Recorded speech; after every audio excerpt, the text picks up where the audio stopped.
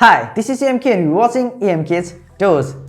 र आजको यस भिडियो भन्दा पनि एउटा सिरिज भनौं। आजको यस सिरिजको नाम रहेको छ share market beginner to pro. The Share Market Beginner to Pro and welcome to first episode of Share Market Beginner to Pro. र यो सिरिजमा मैले हजुरहरुलाई शेयर मार्केटको बारेमा एकदम बेसिक नलेज देखि मैले हजुरहरुलाई एडभान्स नलेज सम्म दिने छु। र हामीहरु यसमा एकदम बिगिनर देखि प्रो लेभल सम्म पुग्ने कोसिस गर्ने छौं र मैले हजुरहरुलाई पुर्याउने कोसिस पनि गर्ने छु। कृपया कुनै पनि एपिसोडहरु स्किप नगरिकिन हेर्दै जानु होला र यदि तपाईहरु यो च्यानलमा नयाँ हुनुहुन्छ भने कृपया सब्स्क्राइब गरेर आफ्नो नोटिफिकेसन पनि अन राख्नु होला ताकि आगामी एपिसोडका भिडियोहरु कुनै पनि मिस नहुन्। र आजको यस एपिसोडमा म हजुरहरुलाई सिम्पल शेयर भनेको के हो, नेपाली शेयर बजार कस्तो छ, नेपाली शेयर बजारमा कसरी कारोबार गर्न सकिन्छ, शेयरहरु कसरी किन्न सकिन्छ, कसरी बेच्न सकिन्छ, नयाँ टर्म्सहरु आएको हुन्छ मार्केटमा हैन, बियर भनेको के हो, बुल भनेको के हो, आईपीओ भनेको के हो, कसरी भर्ने हैन, ब्रोकर अकाउन्ट कसरी बनाउने, यो सबै कुरा म हजुरहरुलाई सिम्पल एकदम बेसिक लेभल देखि एडभान्स नलेज सम्म लिएर जाने छु। सो टाइम पास नगरौं, लेट्स बिगिन।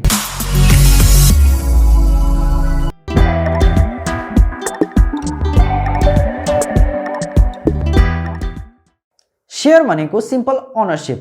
मानौ म मेरो दुईवटा साथीसँग मिलेर एउटा रेस्टुरेन्ट ओपन गर्दै छु र मैले त्यसमा मैले 50% लगानी लगाएको छु र मेरो साथीहरूले 25% लगानी लगाउँदैछन् भनेपछि मैले मानिलियो 20 लाख लगानी लगाएँ मैले त्यो रेस्टुरेन्टमा र यदि त्यो रेस्टुरेन्टले पछि प्रगति गर्दै गइरहेछ, राम्रो गर्दै गइरहेछ, प्रॉफिटहरु राम्रो आम्दानी लिइरहेछ हैन, प्रॉफिट बनाउँदै गएको छ, राम्रो प्रॉफिट दिइरहेको छ भने चाहिँ त्यो रेस्टुरेन्टको शेयरको प्राइस यसै पनि बढ्छ र मैले यदि कसैलाई पछि मेरो कुनै अर्को बिजनेस गर्न थाले र मैले मेरो त्यो मसँग भएको त्यो 50% शेयर मैले कसैलाई बेच्न चाहे भने मैले 20 लाखको लगानी लगाएको थिएँ र मैले पछि कसैलाई बेच्न चाहे भने चाहिँ मैले 30 लाख 40 लाख पनि भन्न सक्छु यदि रेस्टुरेन्टले राम्रो गर्दै गइरहेको छ भने।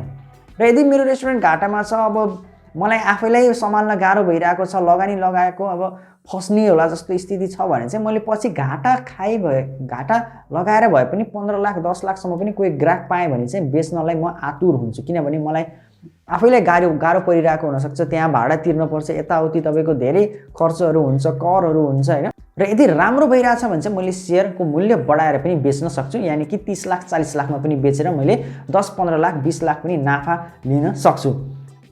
हो यसैलाई भन्छ शेयर मार्केट, शेयरको किनबेच हुने ठाउँ। जहाँ शेयरको किनबेच हुन्छ त्यसैलाई भन्छ शेयर बजार, शेयर मार्केट, स्टक मार्केट, जे भने पनि त्यो सबै कुरा एउटै हो। र नेपालको कन्डिसनको कुरा गर्ने हो भने पनि कम्पनीहरुले यहाँ शेयरहरु खुलाइराखेको हुन्छ र मानिलियो मसँग कुनै एउटा कम्पनीको 1 युनिट शेयर छ।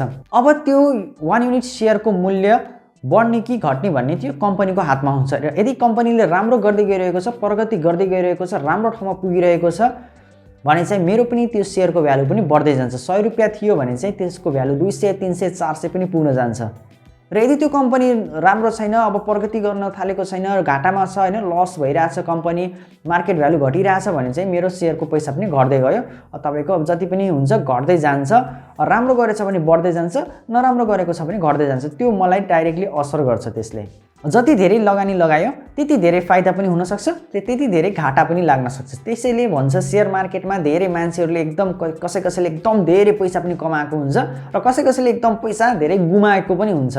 सो शेयर बजार भनेको त्यस्तो ठाउँ हो। यहाँ चाहिँ कुनै पनि कम्पनीमा लगानी लगाउँदा अथवा पैसा हाल्दाखेरि चाहिँ एकदम होस पुर्याएर हाल्नु पर्ने हुन्छ। सो शेयर मार्केटमा, नेपालको शेयर मार्केटमा इन्टर गर्नको लागि केही रिक्वायरमेन्ट्सहरु हामीहरुलाई चाहिएको हुन्छ।